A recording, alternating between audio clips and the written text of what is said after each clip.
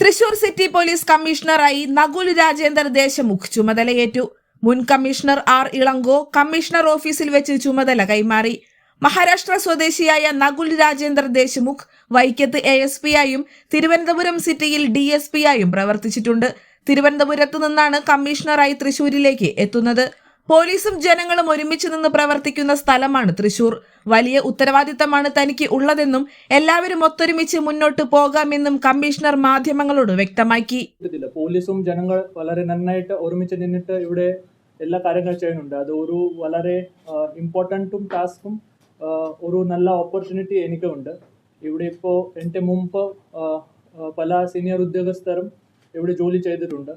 അവരും കുറേ പ്രോജക്ട്സും എല്ലാ കാര്യങ്ങളും തുടങ്ങിയിട്ടുണ്ട്. അത് എല്ലാ കാര്യങ്ങളും നമ്മൾ ഇപ്പോൾ കണ്ടിന്യൂ ചെയ്ത് പോവാം. അതിനുശേഷം നമുക്ക് പുതിയ എന്തെങ്കിലും ഇമ്പ്രൂവ്മെൻറ്റ്സ് ഉണ്ടെങ്കിൽ അത് എല്ലാ ആൾക്കാരും ആലോചിച്ചിട്ട് നമുക്ക് എന്തെങ്കിലും ചെയ്യാൻ സാധിക്കാനുള്ള പുതിയ കാര്യങ്ങളുണ്ടെങ്കിൽ നമുക്ക് അത് ചെയ്യാം. ഇപ്പോൾ